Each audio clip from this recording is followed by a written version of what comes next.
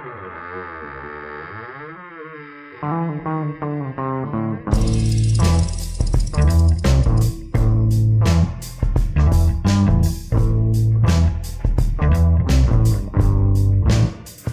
verið þið, sæl, ekki sæl við hán líka? Ég held það. Eða sælt. Já. Viðar Eggertsson, velkomin í Kaldapottinn. Komdu fagnandi. Já, mér svolítið hlýtt í þessu Kaldapotti. Já, en hefurðu tekið eftir það breyting í settinu? Glöggir áhörundur munu taka eftir því, það breyting í settinu. Nei, ég ekki svo glöggur. Nei. En það sérst herdúið mitt nýtt, sko. Já, ég voru að horfa eina dauðu hluti. Þá var það að segja rosalega klæðir þetta vel, því ég er mér alltaf síðferður, sko, klæði. Já. Og létt klippum mig fyrir það. En ég verður nú samt að segja af Hjartar Sellækni mikið svakalega klæðir þetta vel. Takk fyrir að segja, takk fyrir að taka eftir því. Já. Það svona hefð fyrir því að skála Jesúlaði. Já. Og ég nú svo hjátrúarfullur. Jesúlaði. Að ég veit að ég klúður á þettinum en ég gerir þetta ekki, sko. Þetta þáttu 28 held ég. Bannað að þamba, stendur á flöskunni. Já. En Viðar, ég er nú búinn að vita af þér í sko áratugi. Já.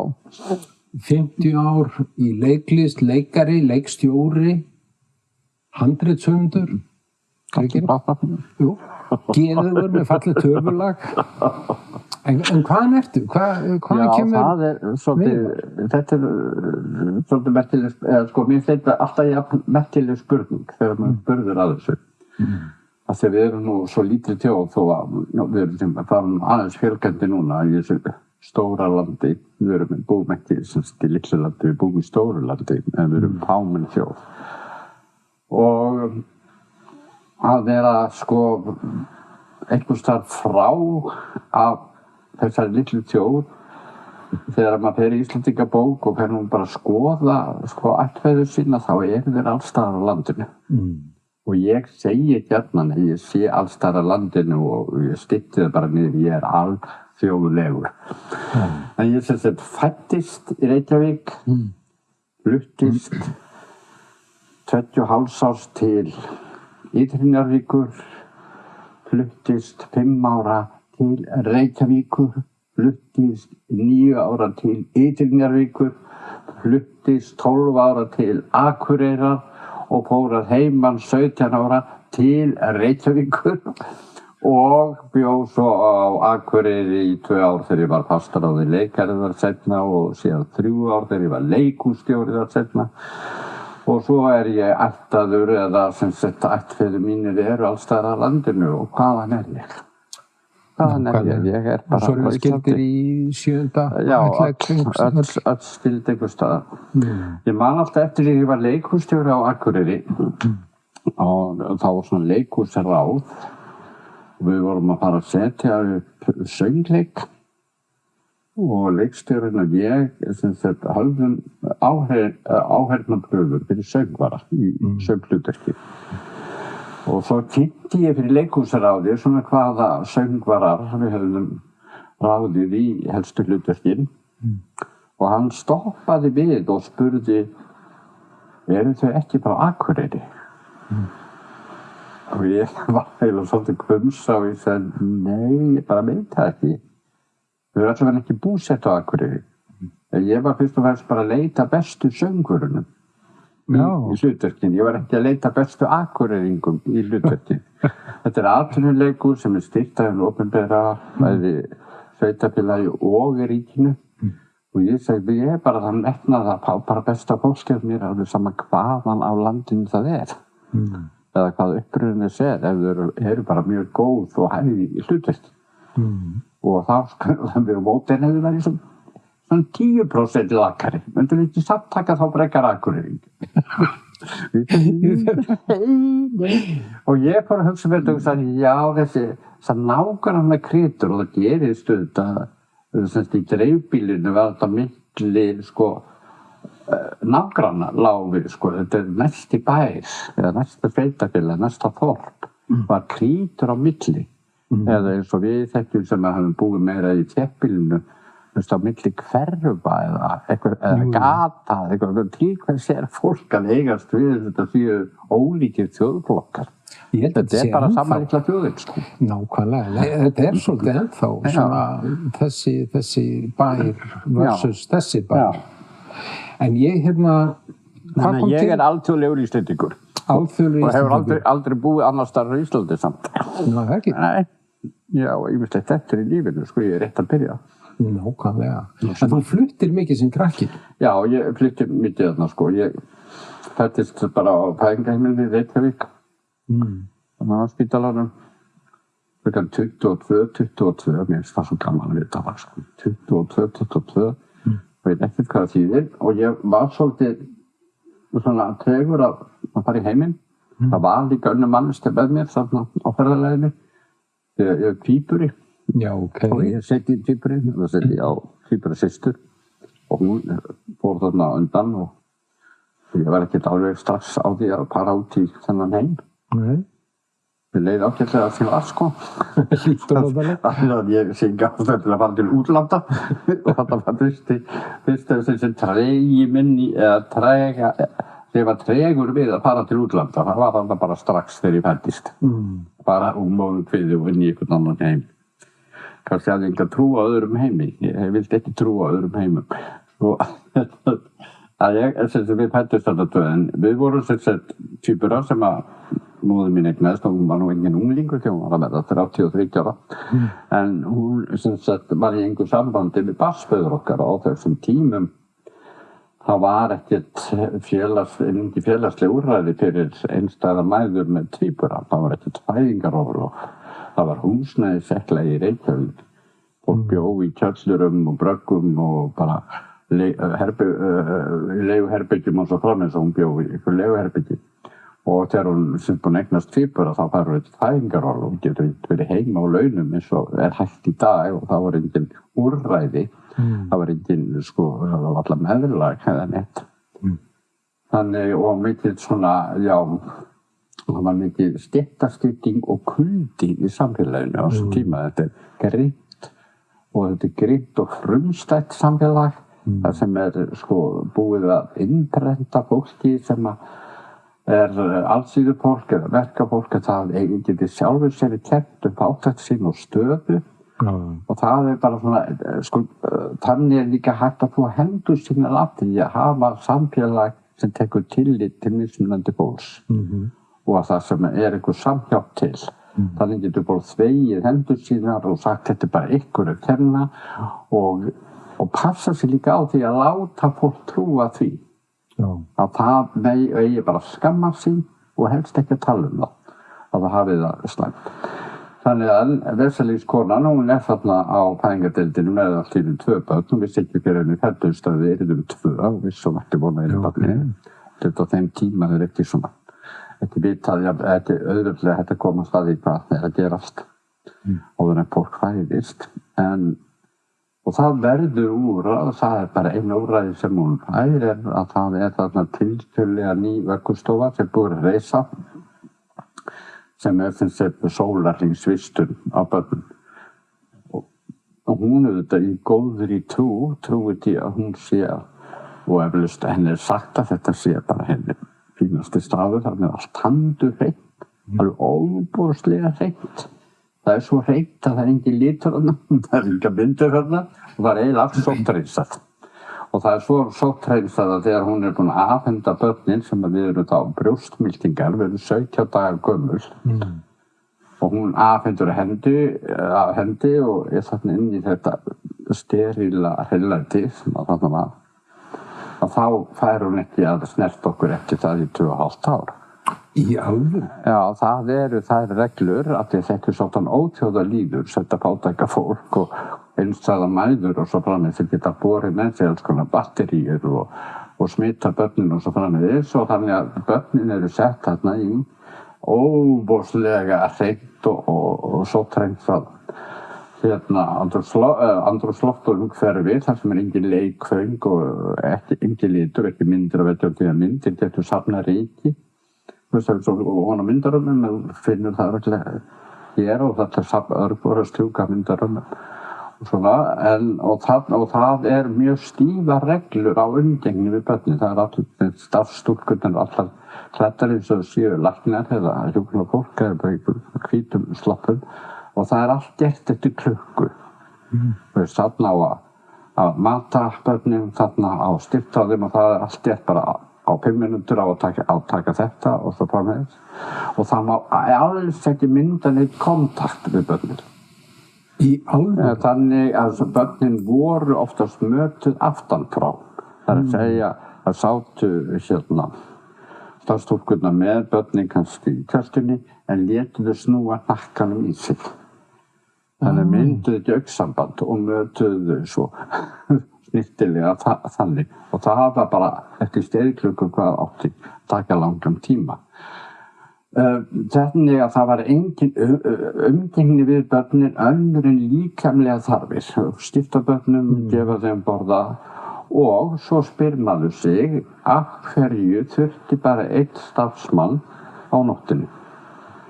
Allir sem hafa eignast börn vita að börn að taka tennur, börn fá magaveiki, börn grenja, börn vera óróleg og finna til og fá sjúkdóma og alls konar. Og alls konar líkamlegum og öðrum ástæðum sem fólk börn gráta og vakna upp á nóttinni. Það var allt rólegt á þessar vöggustofu, 25 til 30 börn í einu á þessar vöggustofu og það næði einn starfsmaður.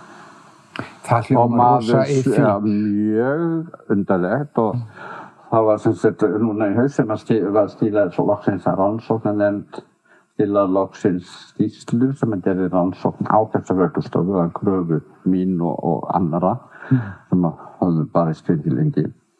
Og þá kemur þetta fram að það bara einn starfsmaður á nóttinni og það kemur hvergi, var ekki hægt að ganga og skugga af hverju þetta stafaði en við höfum heyrt sögur af því og það ekkert ólíkleg skýring að börnunum hafi verið gefin lyf.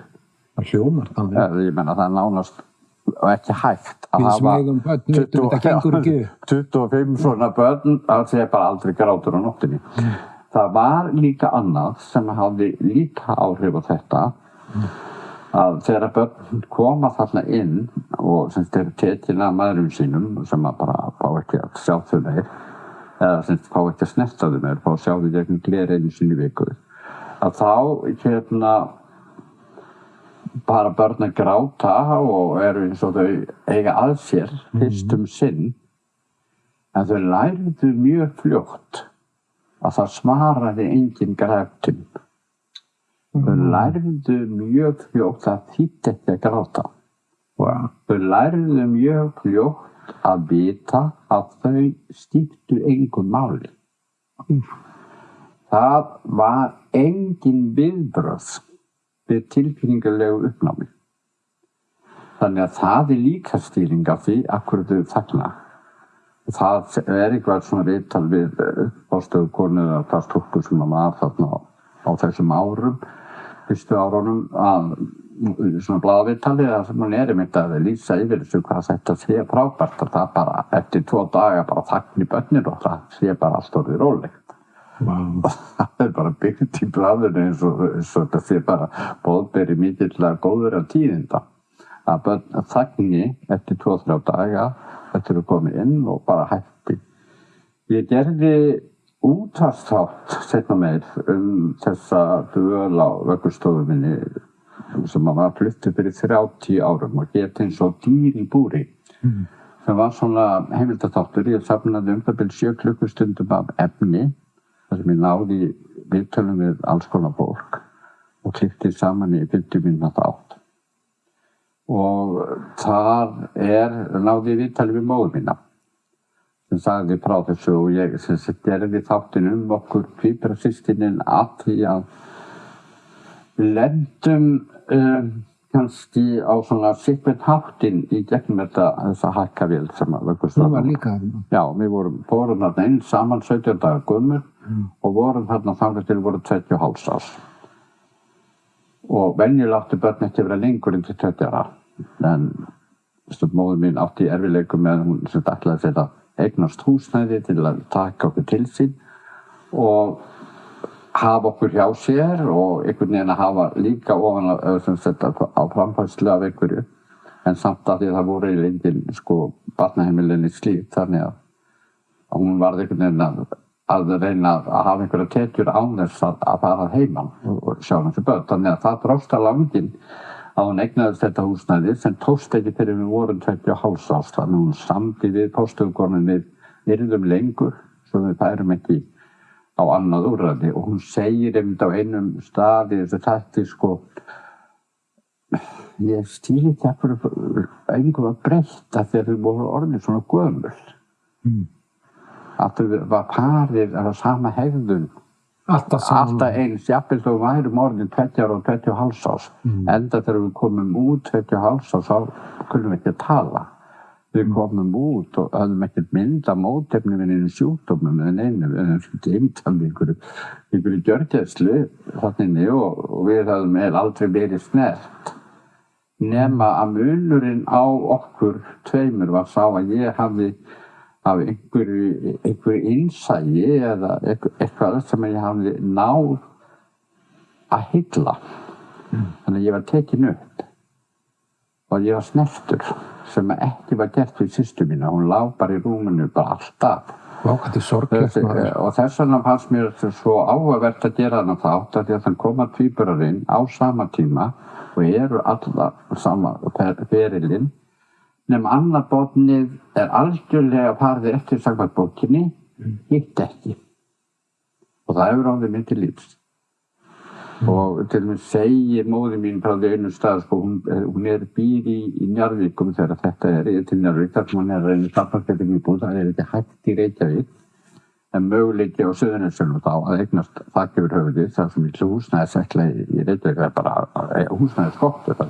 Og bara saga Reykjavíkur Já, hún á þessum tíma sérstaklega, þetta bara svona nánast eins og í dag, að á þessum tíma svo óbúrslega miklir fólksflutningar utan að landi til Reykjavíkur, það mikil vinna. Nema hún fer til Njarðvíkur og hún getur fara að vinna hjá íslenskum aðalverktökum sem þá í uppbyggingu út af Keflavíkurflugvelli og að stofna sér íbúð þar. Og á þeim tíma Keflavíkurvegurinn svo holóttur að fólk var venjulega bílveikt á að fara. En hún lætur sig hafa það að fara einu sinni í viku, alltaf á sunnudögum, frekar laugardögum, til þess að fá að standa fyrir utan glerið og horfa á okkur. Á börnin sín? Á börnin sín og þá er verið að koma með rúminn, svona keyraði á hjólum, að glugganum, en venjulega börnunum snúið frá glugganum til þess að þau myndu ekki kontakt við þessa konu sem stendur þarna að horfa á þeim. Ég verði að spyrja, komst að því hver var hugmyndasmiðurinn bak við þessa starfsemi? Já, þetta allt saman núna búið að kortleggja þetta. Þetta var barnalæknir sem var að barnalæknirinn á Landspítalanum og hann gerði raun og veru vöggustofuna að sjúkradeild. Það voru heilbrigð börn flutt af fæðingadeildinni inn á sjúkrastofnun og látin dvelja þar mánuðum og árum saman. Wow. Og það var algjört treinlandi og heilbrigð, en samt ekki meira en það að í þessari skýrslu kemur fram skelfileg í hluti því að við báðum þegar við fórum fram á því við gerðum þessi rannsóknarskýrsla sem var stilað núna í haust, hún upp á 252 síður. Og þá báðum við að það yrði skoðað afdrif þessara barna og þeir fóru í það.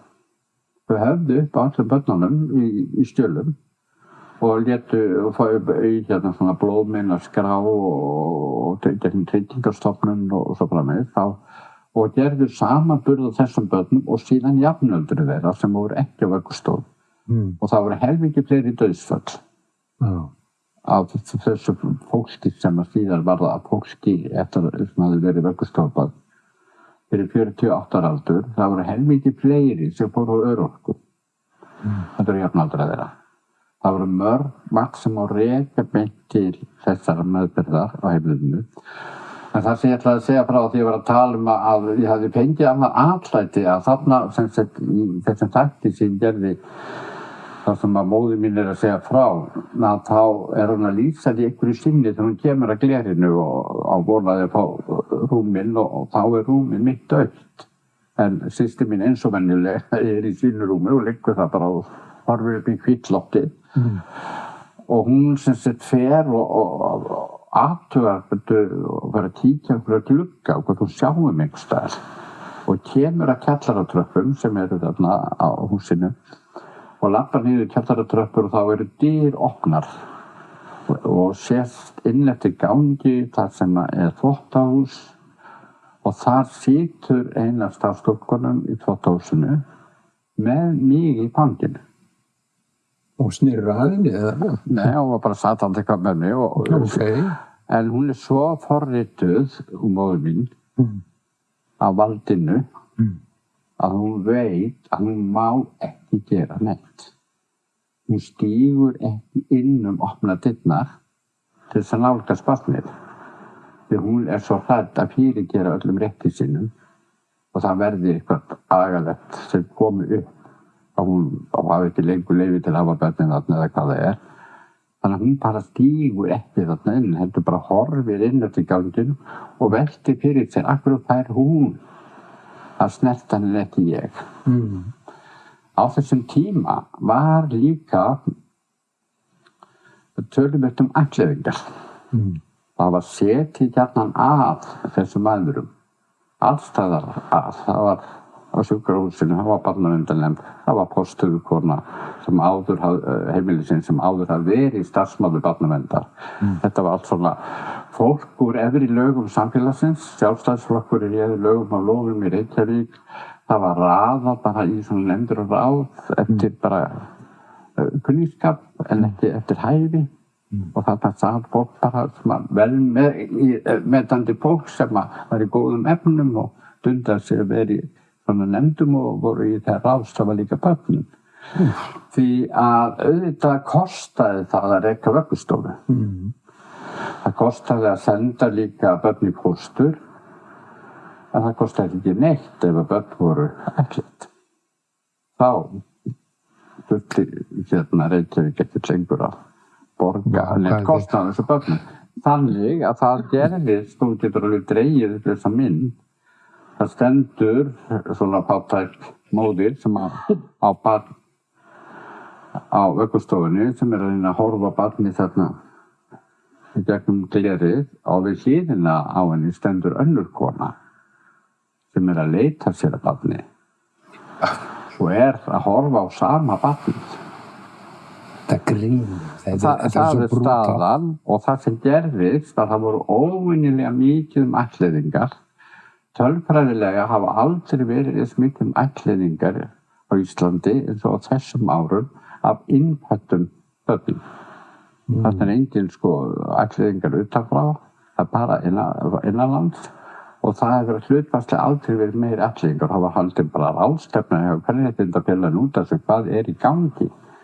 Og það sem meira var að þetta fólk sem að fékk að ættleiða börn því að setið að þessum einstæðu mæðurum og þrýst á þær og þeim var svona sagt að þetta væri nú besta í stöðunni og það er nú að þetta er miklu auðveldara og þetta væri bara ekki tækt fyrir þær og þetta er og þeir allt þetta fólk með málsmetandi fólk segir þeim að nógu oft að þá kiknuðu margar undan og létu frá sig börnin og samþyktu nema. Ef að börnin hentuðu ekki fólkinu sem hafði fengið þau, þá máttu þau stíla þeim. Það var stílaréttur á börnum og það gerðist þó nokkuð oft. Að börnum var stílað og prófað annað barn á heimilið. Vá, þetta er svakalegt. Þetta er eiginlega svakalegt. Þannig er bara íslenskt samfélag á þessum tíma. Og þetta sem fengum við allt saman bara upp á yfirborðið í þessari skýrslu. Þegar ég geri þennan útvarpsþátt sem ég er að vitna til eins og Dýr í búri, hann vekur mikla athygli á sínum tíma. Hann held engin útvarpsþáttur á það rétt eftir fluttur jafn oft í útvarpinu gegnum tíðina. Og hann er á spilaranum að hlusta á hann þar og ég baði hann inn í það til eilíðar. Og ég reyði því þess að óskaði því. Það er ekki höfundaréttur á hann og ég vil bara að fólk hafi aðgang að sér þetta og hann er í spilararúf og svona hefur verið hlustað alveg jafnt og þétt á hann núna sérstaklega þegar þessi vöggustofumál hafa verið í umræðinni. Að þá að þá var sko, og þrátt fyrir alla þess athygli, það gerðist ekki neitt. Það er 30 ár síðan þessi þáttur var fluttur. Og það gerðist aldrei neitt. Og það var ekki fyrir Hrafn Jökulsson raunur ýtti okkur af stað, fekk okkur með sér í þessna þrýstu hóp sem var kallaður Fimmmenningarnir. Það var þarna vorið 2021. Nú, 2 af þeim farnir frá. Já, og það var Hrafn Jökulsson og Árni H. Kristjánsson, sagnfræðingur. Og Fjölnir. Já, og svo Fjölnir, Fjölnir, ég og Tómas Albertsson. En 2 af þeim eru þegar fallnir frá. Og það hafa verið örlög þessara barna að eins og kemur fram í skýrslunni að þau eru ekki langlíf. Og sko elstu börnin í dag eru 75 ára, þau sem á lífi, þannig að við vitum ekki áfram. En það sko dánartíðinni hefur verið meiri, eins og kom fram í skýrslunni, heldur en jafnaldra þeirra. Er það einhver sérstök dánartíðni sem tengd í? Er það að tala vímuefnaneyslu eða? Það eru alls konar, já, fólk hefur átt í miklum erfiðleikum. Það lýst mjög vel í skýrslunni, sko, áhrif þessar meðferðar á börn. Þetta eru mikilvægustu mótunarár manneskju gerist í frumbernskunnar. Og börn sem eru svipt, öllu þeim mikilvægasta sem til mótun, bara talmótun, tengslamyndun, myndun tilfinninga, allar þessar spurningar og upplifanir sem börn þurfa að fá svör við og kanna og prófa og upplifa þau svipt á þessum fyrstu árum. Það meiri segja sko, þau kunnu að borða, var all matur, alltaf maukaður, kunnu ekki titta tannheilsan, var fyrir vikið kannski og talkunnáttan og hefur mótað fólk alveg í gegnum tíðina. Og það eru alls konar tilfinningalega raskanir sem fólk býr yfir sem hefur verið. Og það sem sagt alveg ótrúlegt að sum börnin, þó það hafi ekki verið mjög lengi, sum voru kannski 2, 3, 4 vikur og allt upp í, eins og ég í næstum 2,5 ár. Að þá strax þau sem voru skemmri tíma, þau sköttuðust líka og gátu að skattast meira. En var þetta saga vöggustofan og hlaupaði til enda þessi aðferðafræði? Hún var fyrst og fremst sko, þarna frá hún stofnuð 1949 og þar þetta strax mjög stíft og það fyrsti áfanginn í gamalli byggingu eða sem að þetta komur þá sem kallaði Hlíðarendi og hún var þarna starfrækt til ársins 1963 og þá var þetta algjörlega haldið í þessu formi, mjög stífu og það svo ekki fyrir seinna þegar að sjást leikföng. Það kannski 67-70 sem að fara að sjást leikföng.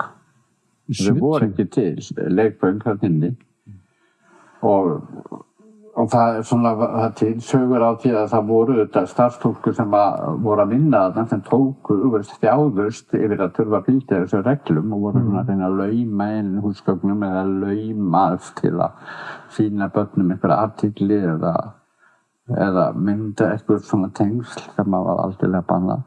Þannig að það var alveg herægi á starfsfólkinu. Já, það var alveg eins og mar á þessum tíma. Svo þarf það að fara út úr mennskunni til að geta unnið svona. En þarna sko Thorvaldsenfélagið búið að berjast í áratugum saman, svona líka fínni konur, að berjast fyrir því að gera góðverk og voru að safna fyrir nýrri byggingu sem að síðan var opnuð 1963 sem eiginlega við hliðina á gamla húsinu en aftur á móti 1952 3 árum eftir eða bara rúmum 2 árum eftir að vöggustofan hóf starfsemi sinni í upphafi þá fóru 3 sérfræðingar á vegum Reykjavíkurborgar sem voru félagsfræðingar, læknar og sálfræðingar og á ráðstefnu í Noregi þar sem var verið að fjalla þessa tegund af vöggustofum hversu skaðlegar þar væru Já, ok. 1952 og það var mjög mikilvægt að það kom fram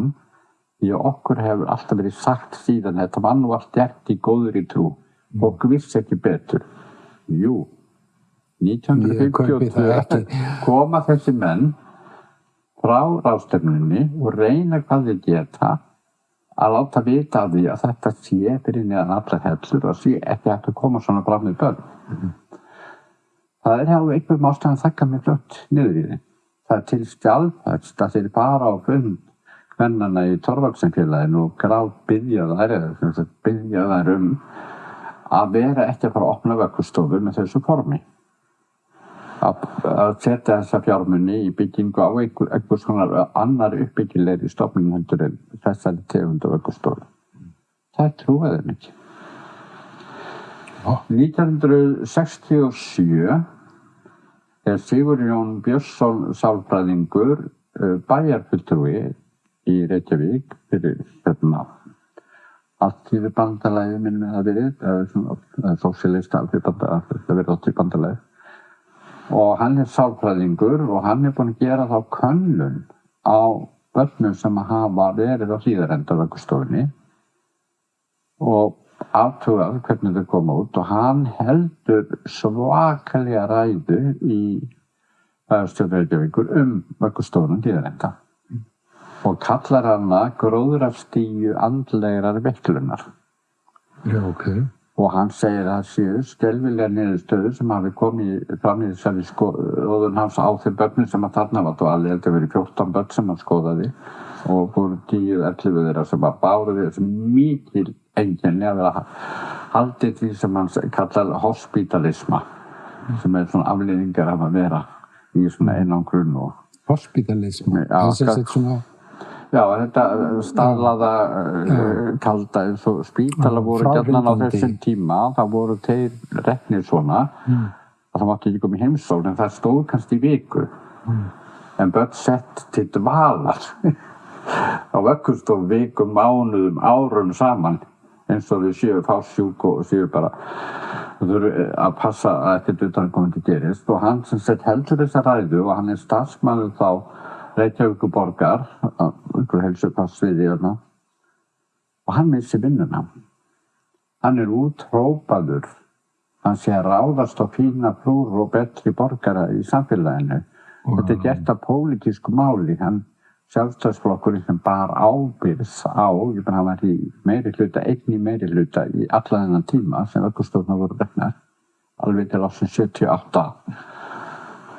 Hann bar ábyrgð á þessu, en þetta sópaði undir teppið og Sigurjón skammaði fyrir að ráðast á þeim sem virta lækni, barnalækni sem var aðal stjórnandi þarna.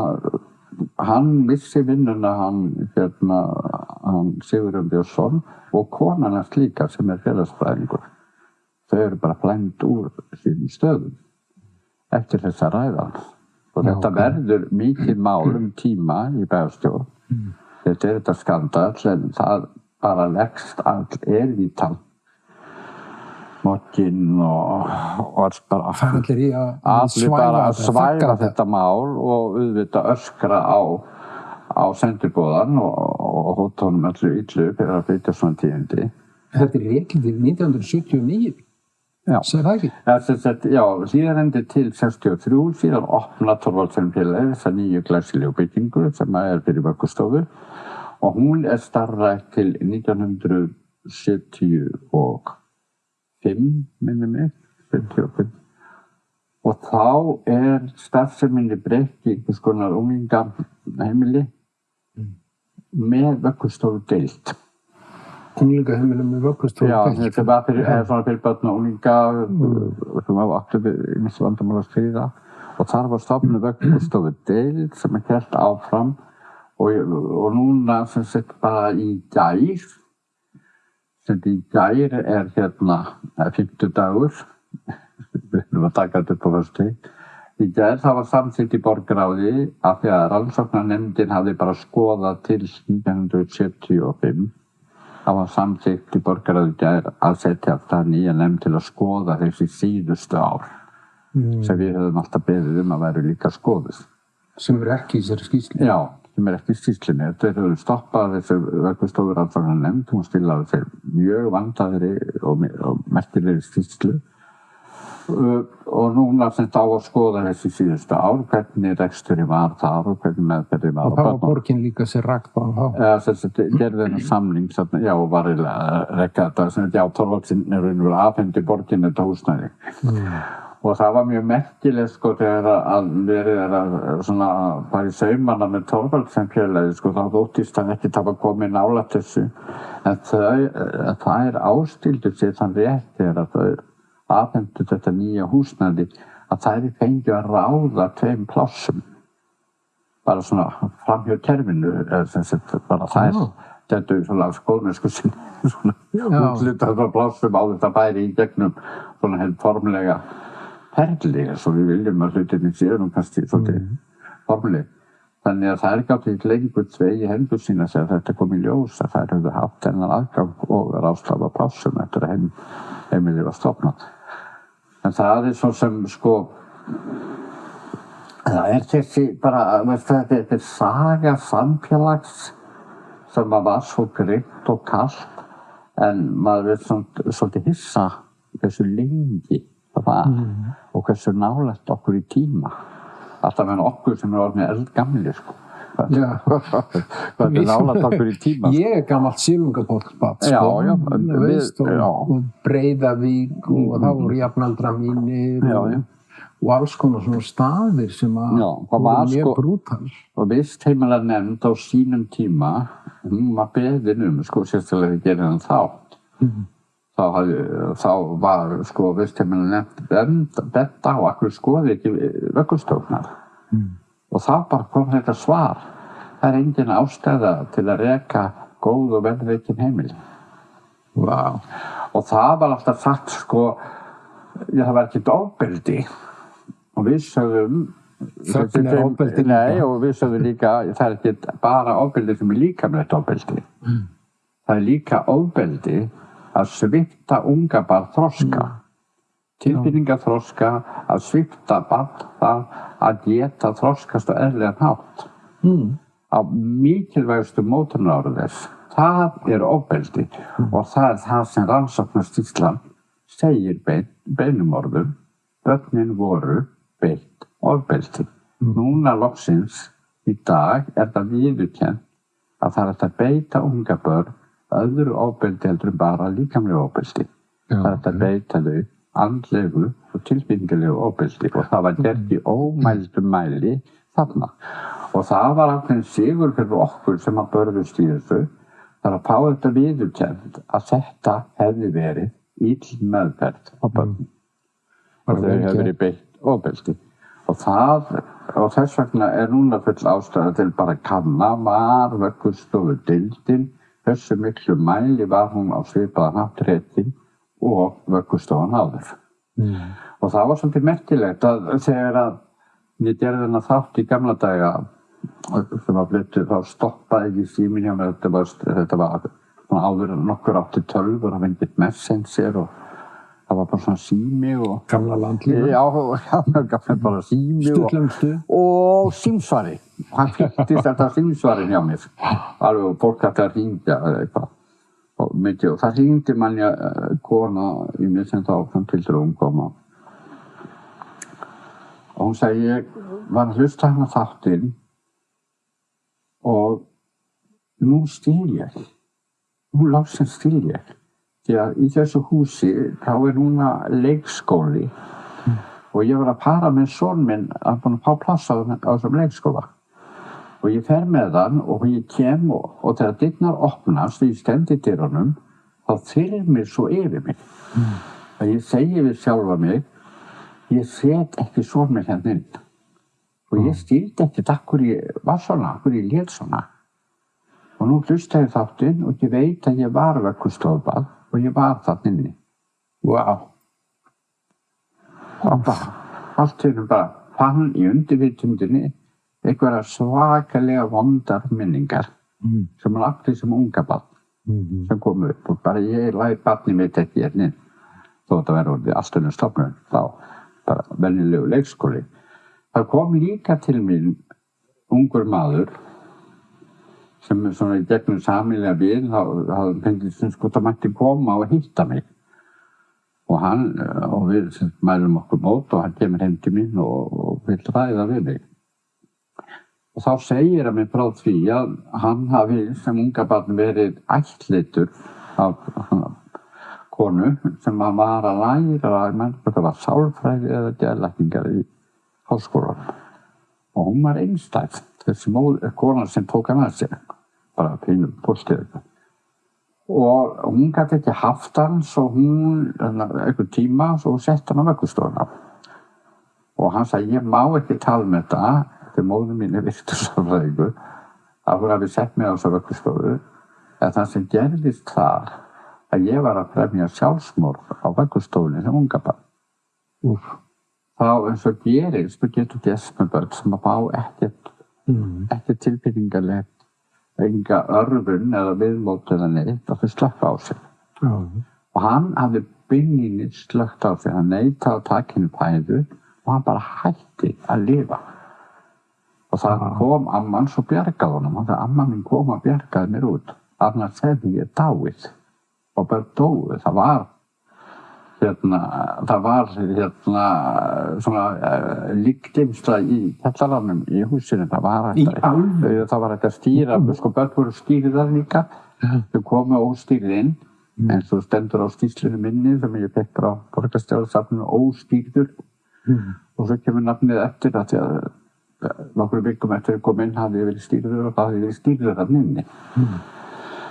Þannig að sko börn dóu líka og börn slökkt á sér og þau sem lifðu það af sem hafi einu sinni slökkt á sér. Það tráma. Það tráma, sem bara fylgir þér allt lífið. Börn sem að hætta og bara neita og bara loka augunum og bara finna þau einskis virði. Ég einskis virði, það vill enginn mig. Það lustar enginn á mig, það alveg sama þó ég hættir að gráta það hvort þetta tíðir.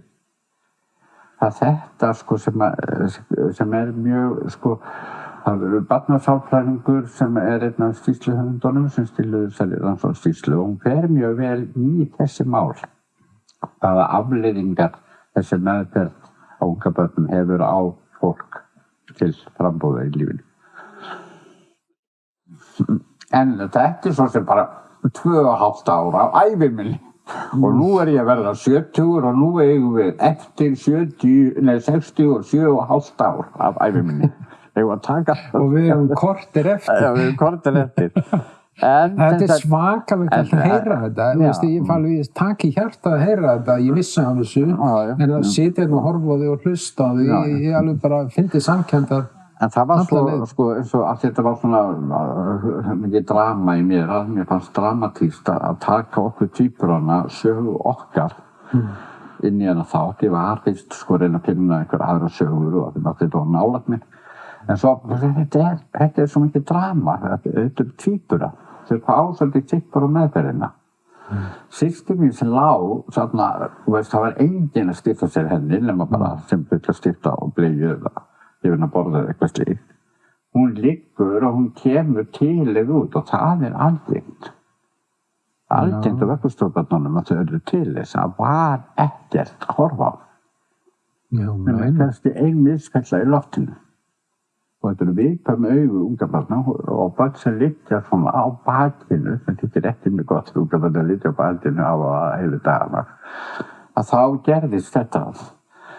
Og mamma segir frá því í þessu viðtali sem tók við hana sko að einhvern hafði postuð konan komið í heimsættina til að svona tekka á hvernig gengi eftir að mamma var búin að fá okkur. Og þá ber mamma sig upp við hann og segir, já, systir mín að hún var ekki svona. Hún kom svona út af vöggustofunni, hún fættist ekki svona, hún var ekki svona. Og þá segir postuð konan við hann, hvað þetta nú bara svo fallegt. Vá. Og svo þurfti hún að fara í skurðaðgerðir og til þess að rétta augun seinna meir. En það sem gerðist þarna af einhverjum ástæðum, einhverju innsæi sem ég átta mig á að ég get fengið athygli. Ég beitt einhverju til þess og eins og Árni Kristjánsson vinur minn sem var með mér þarna í þessum hópi sem að þrýsta á þetta. Hann sagði að þarna lærði við að vera leikari. Það eitthvað sem ég fattað að ég gæti heillað, gæti stungið mig út og svo framvegis. Þannig að ég fékk meiri umönnun eða meiri athygli heldur en yfirleitt eitthvað gerðist þarna. Því að fósturkonan átti þarna son sem var í háskólanum í læknisfræði, lærði augnlækningar og hún býr í kjallaranum á Vöxtunni með þessu syni sínum. Og það var sem sagt gjarnan að ég var tekin upp úr rúminu og farið með mig niður til að vekja hann.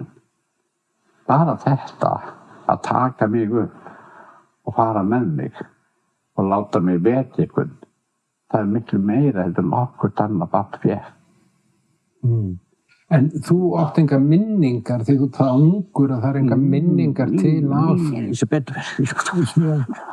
En hvernig svo labbarðu einhvern menntaveg og... Já. Og hérna... En þetta svona það sem að fylgdi mér gegnum lífið, sko. Að það að segja, sko, þessi... Og það kannski þess að ég varði leikari líka, sko. Þú veist, ég þurfti að gera eitthvað til að fá athyglinna, fá sönnunina. Þannig þú svirði. Ég er eitthvað svirði. Það er eitthvað að horfa á mig, það er eitthvað að hlusta á mig. Það er eitthvað að hlusta á mig. Sjáuðu mig, ég ætla mamma að tellari ég þér. Þannig að það svona, þú veist, ég get orðið svolítið ágengur að fólk sko missir áhugan á að hlusta. Þú ert heppinn sko, ef mér er myndið niður fyrir, þá gríp ég gjarnan í fólk bara og held í föstu. Þetta er gíslingur. Já, bara gíslingur. Og tala við það. Tala við mig, já, það er orð á mig, hlustaðu á mig. Ég hef eitthvað að segja. Þannig að það... En var þetta meðvitað, þetta leiklistar, þessi leiklistar áhugi, eða bara var þetta eitthvað sem spannst bara út? Þetta bara einhvern veginn hvað ég þetta hafi gerst hann á Vöggustofunni. Þetta bara fæddist leikar á Vöggustofunni. En þetta var mjög fljótlega, sko. Þegar ég fer í gaffaraskóla, ég er á Akureyri þá og þá ég byrjaði að vinna með leikfélaginu sem þá var að petast í það að verða atvinnuleikur. Arnar Jónsson og Þórhildur Þorleifsdóttir og Sigmundur Arngrímsson eru komin hérna á norður og það er mjög starfsemi og þetta er svona þau eru atvinnufólki og vinna með áhugafólki og ég er þarna unglingur og er þarna öllum stundum og ég bara tek upp á því sko í gaffaraskólanum að breyta mínu nám í svona fjölbreytanám. Það var svona bettakerfi eins og öðru gaffaraskólum sko, fólki. Varstu bara einn í því? Já, ég bara... Brápaði milli bekkja? Ég brápaði milli bekkja. Það bara datt í mér, ég ætla að fara í 3 íslensku tíma. Það er annars gaman íslensku tíma. Ég ætla að fara í annan. Og þá fór ég bara einn annan bekk í íslensku tíma sem ég vissi að vera íslensku tími. Og ég komst upp með þetta. Ég bara valdi mér það sem ég vildi læra þann daginn. Og það var bara ósvalega gaman hjá mér og ég bara kennur og fannst þetta mér fyndið eftir bara. Og kannski mjög fegnir að gerði ekki allir þetta, ég var bara einn. En þú varst reyna námsfús, þú vildi læra? Já, læra bara það sem ég fannst skemmtilegt að læra. Mér var gaman að læra íslensku, þannig að þess vegna fór ég í 3 íslensku tíma. Ég fór ekki í stærðfræði, mér fannst það gaman. Dönsku tíma? Já, dönsku eitthvað fyrir. Þannig að ég komst upp með alveg fullt af hlutum á þessu tíma og þetta var bara ég var bara svona. En það bara opnuðist einhverju heimar þegar ég komst inn í leikhúsið. Það var einhver sköpun, ég fekk að vera ég sjálfur, fekk að vera einhver annar. Nei, og ég fekk að búa til mörkin. Ég fekk að, það bara var ofsalega gaman. Þannig að það lá alveg fyrir, steinlá fyrir þér að fara í sá. Já, ég meina, ég hafði bara æft mig bara frumbensku. Já. Frumbensku í þessum málum. En ég þurfti að ráða þessu miklu, sko. Þess vegna var ég ekkert mjög auðveldur leikari fyrir leikstjóra. Nú, hvernig þá? Af því að það er svo mikla skoðanir á sýningunum. Ertu ennþá með þessar skoðanir? Já, þess vegna sko, var ég setna með leikstjóri. Þess að ég var sko leikari og það er kannski 10-12 leikarar í sýningunni og leikstjóri og limthöfundur og allt það sem er og maður bara á að gera sem maður á að gera. Ég var að skipta við hvernig ljósin voru og akkur leikmyndir svona og hvað er konceptið í uppfærslunni, hvað erum við að reyna að segja? Og hefur párað í búninga, hvernig, akkur, það er leiðilegu leikari til það falla í hópinn. Þetta þykir reyndar ágætt núna, sko, það er allir svona, í nútíma leikhúsi að kalla það, sko, komdu með tilboð, það er eitthvað sem dettur í hug og sýndi okkur og sannaði okkur að þetta sé kannski mitt það sem við ættum að gera. En það var ekki þá var það svona meira stað, það leikstjóri réði og sagði, þú ert að standa þarna og svo sestur þarna og þú gengur hérna yfir gólfið og lítur svo tilbaka og verður hérna, svona. Þá var þetta allt stöðn í leikum. Já, en ég langaði, þá var þetta bara leikstjóra draumur, sko. Mér langaði bara að ráða allir konseptinu, sko, sem hvernig lýsingi væri samkvæmt í konsepti og hugmyndabræði og svona. Þannig að það var, og svo var ég bara hundleiðilegu leikstjóri líka, af því að það hefði verið leikari. Nei, svo. Var mikið starfsmannavelta í leikhópnum? Nei, það var ekki. Ég var mikið, sko, mér sko, leikveit á þetta svona, leikhúsfyrir, það var þetta mikið. Það hefði verið svona eitt þriðji af sýningunum sem maður fyrir borga til. Já, svoleiðis. Já, það var, á þessum tíma þegar leikhópa stofna mitt eigin leikhúsi, það vinna með alltaf leikhúsinu og fleirum. Þá var maður eitthvað? Eggleikhúsið var mitt eigin leikhús. Það var bara þá réðjöld. Þú veist, og ég keitn og gerði allt. Alltaf ennþá svona við? Já, ég er svona, en þetta, sem sagt, þannig að þetta var ekki kannski gáfulegt í sjálfu sér upp á efri ár að vera í, launalausi vinnu mikið. Nei. Af því að maður safnaði ekki mikið lífeyrissjóði og svoleiðis. En ekki hefði viljað vera án þess. Nei, þetta var gaman. Þetta var gaman, og ég segi það, ekki hefði viljað vera án þeirra lífsreynslu og gleði sem því fylgdi og hamingju að fá að gera það sem maður langaði til. Það eru forréttindi. Það eru forréttindi, því að maður veit ekkert hvernig maður deyr. Það getur bara verið hérna í miðjum þætti áður að næði að klárast, þess vegna, og þess vegna er svo mikilvægt bara að gera það sem manni finnst, mann getur verið sáttur við, nokkuð veginn, því að það er ekkert kannski annað tækifæri til. Hvað stendur upp úr?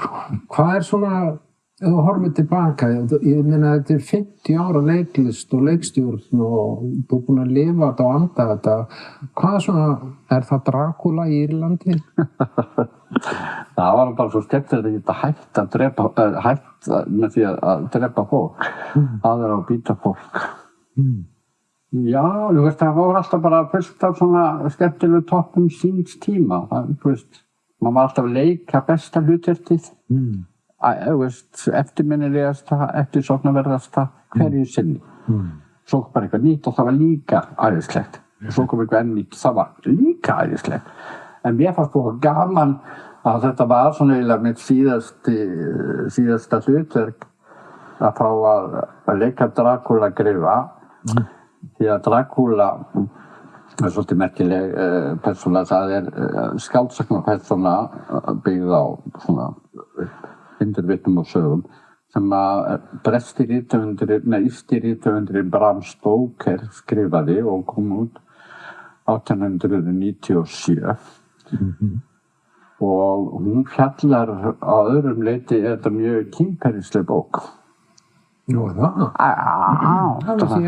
Vampírur eru mjög kynferðisleg. Þetta eru þar oft spilar þannig í kvikmyndum og svona. En það sem hann er að gera, Bram Stoker, hann gefur þetta út á Viktoríutímanum, þar sem allt er bara ekkert má og siðferðið alveg lokað. Og þá skrifar hann þessa erotísku bók sem er Dracula. Þá segir hann sögu sem var raun og veru eins og gerði stjarnan á þeim tíma. Ungur maður fer frá Bretlandi til Mið-Evrópu til að lifa lífsins listisemdum. Allt það sem ekki má í Bretlandi. Og þegar þessi ungi maður sem að sagði fjallar Jonathan Harker sem er hinn aðalpersóna Dracula bókarinnar, hann fer og bankar upp á Dracula grifa. Þá opnar Dracula dyrnar heilsar honum og segir Welcome to my house. Enter freely on your own will. Það að segja velkomin, gakktu inn að eigin ósk. Af því að þá ertu ákveða sjálfur að fara á víl alls þess sem býr hér í þessum kastala. Það bisexual umhverfi, mjög kynferðislegt og hann gengur að fúsum að frjáls sem vilja inn í öll Dracula og Dracula lokar á eftir honum og gerir hann að dæludýrnum sinna.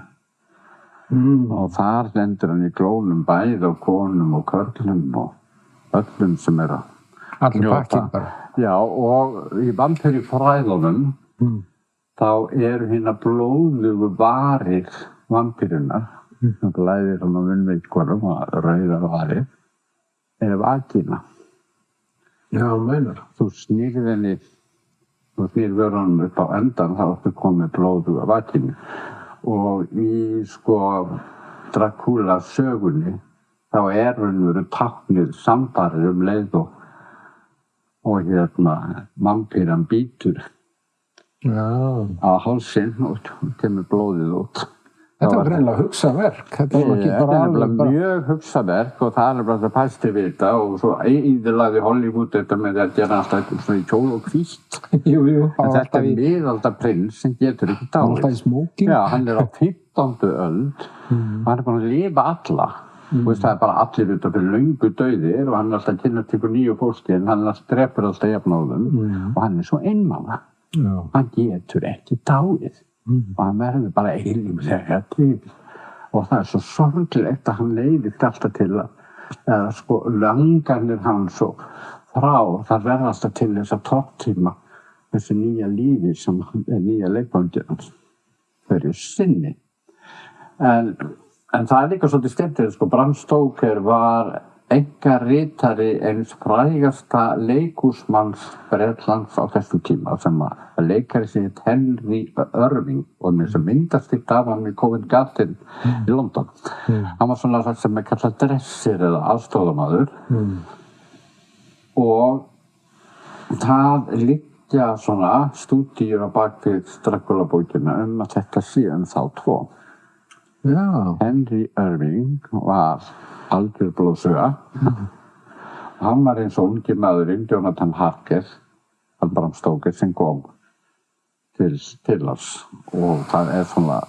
Þetta er sadomaso, svona sexual, bisexual dæmi allt þetta. Í þessari bók. Multisexual. Já, allt í þessari bók. Og nú getur þú bara tekið Dracula og farið að lesa hann upp á nýtt hér til kynferðislegrar ánægju. Ég mun alltaf horfa á Dracula-mynd með öðrum augum eftir þetta spjall. Og það verður að velja þá bestu Dracula-myndina sem raunverulega vita hvað verið að gera. Christopher Lee. Nei, en það er gamli Nosferatu sem fyrsti, ekki? Já, og til aðra Nosferatu. Svo er ofsalega skemmtileg mynd eftir Polanski. Sem hendir sem heit, ég man ekki hvað heitir. Ég veit hvað myndir þú tala. Hún er eiginlega gaman mynd líka, en hún er svo skemmtilega til leið og maður bara liggja úr hlátri, alveg grenjar á sig á hlátri, þá styrna maður upp að því að kemur eitthvað svona hryllilegt alltaf ofan í það finna maður. Og það er einmitt en svo myndin með Klaus Kinski, Nosferatu sem í nýrri útgáfan, það er eina mínum uppáhaldsmynd. Og þá sýnir hann svo vel einmanna leikarnas. Þegar Jonathan Harker situr við hliðina á hann langar svo að bíta en langar svo að hann verði áfram. Það er svo erfitt þegar þú vilt bæði bíta en samt að hann lifi til hann sé vinur. Eiga kökun á borðinu. Já, bara eiga kökun á borðinu. Og þessi sorglegi prins sem er búin að vera hann í nokkur 100 ár og getur ekki dáið. Það er svo fallegt og Gary Oldman líka eina nýjustu myndunum sem var komið út og svipað lit og ég var að leika Dracula. En ég lék þetta svo í Dublin. Það var þetta síðasta hlutverkið mér til loksins komin endur á sögunum. Að ég var fenginn til að bókin var 100 ára, 1897. Og þá var ákveða leikhúsmaður í Dublin sem ákveða að setja upp leikið á Dracula tilefni 100 ára afmæli bókarinnar. Og hann setti mig og hann vildi hafa útsetting í hlutverki Dracula. Það gerist meira og minna í Englandi í leiktilið, hann fer til Englands, býtur mann og annan það. Og hann vildi að væri með þeim. Og hann fannst líka æðislegur leikari og þess að vildi að fá mig. Nema hvað, ég fer og leikrita þarna og þetta sett upp eftir hefðbundi leikhúsi, þetta alveg óbóðslega rísastóru köldu steinarrými sem var undir einhverju ægilegri byggingu sem var bara 5 metrar lofthæð og óbóðslega lítið veggja. Og það var einhver tískuhönnuður á Írlandi sem hannaði bara búningi minn. Það var einhver annar sem hannaði búningana. Þetta löng ferð frá Akureyri í early days. Já, early days í þetta, já. Og hann hannar einhvern svona búning á mig sem svona vínis kjóll, eða alveg svona nýtröngur vínis kjóll sem vikkar út hérna. Og svo óbóðslega þung og mikil stytta sem bara fleiri metrar og ótrúlega víð og hún með ákveðlu útliti svona einhverjum neti og fjöðurum og svartblá og svo var hægt að snúin og þá var hún allt öðruvísi hinum megin. Og einhvern tímann ég að labba þarna sem Dracula í sýningunni og hverfum á bak við súlu og snýst við og gefa út allt öðruvísi. Með íslenska heiminn. Já, með íslenska heiminn Dracula.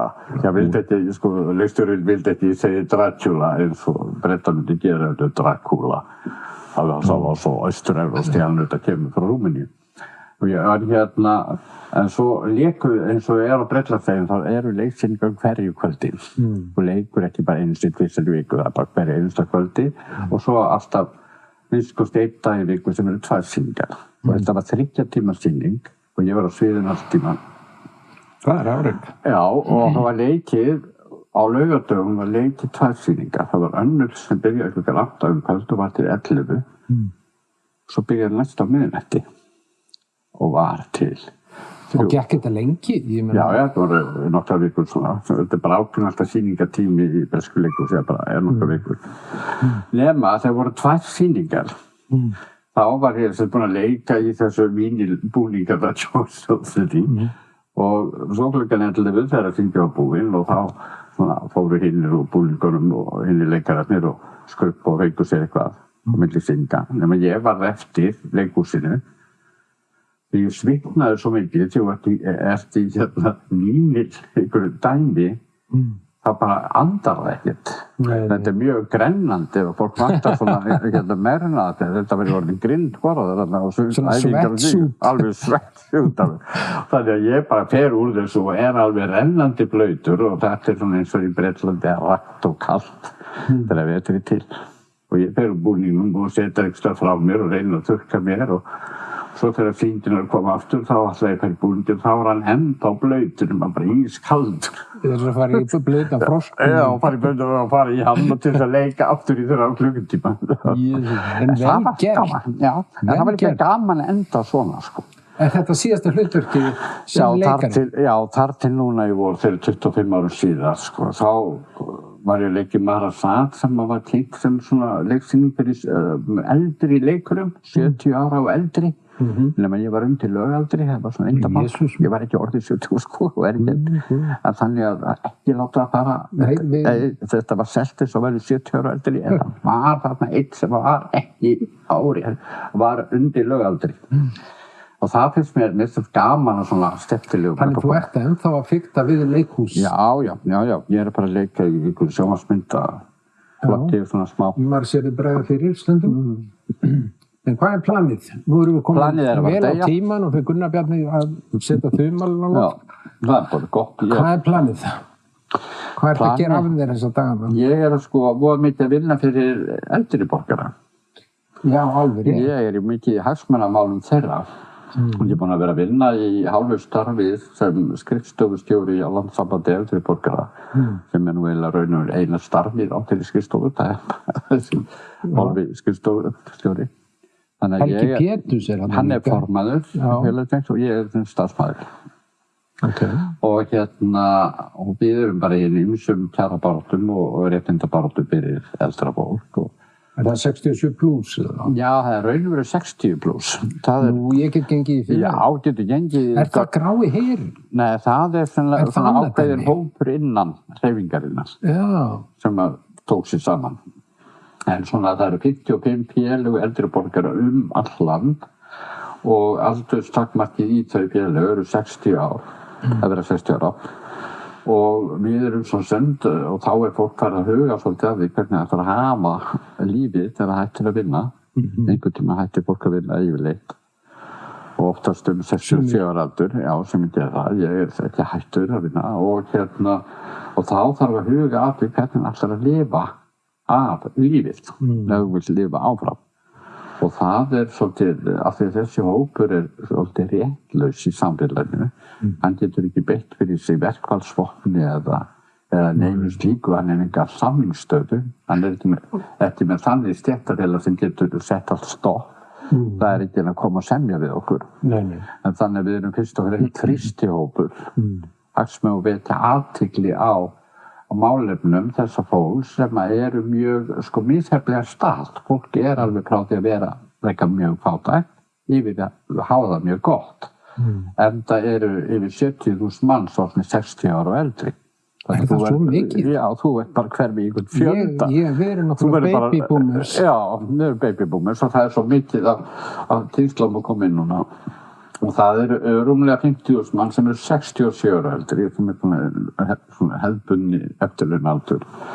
Og þetta bara var til þess að ég lenti á Alþingi í vor, sem var ógeðslega gaman, að vöggustofubarnið á Alþingi. Það var nú væri pín svona yfirskrift þáttarins. Vöggustofubarnið á Alþingi. Ég líklega einlega vöggustofu, nei, það var eins og Alþingi líka. Jú, reyndar. Flutt alveg æðislega ræður. En ég lendi hann í 3 mánuði og gat á. Þá varstu fyrir Samfylkinguna? Já, ég var varaþingmaður. Ég bara hef aldrei verið í flokkspólitík áður en gaf kost á mér og lendi í 3. sæti á lista Samfylkingarinnar sem var til þess mjög óvænt.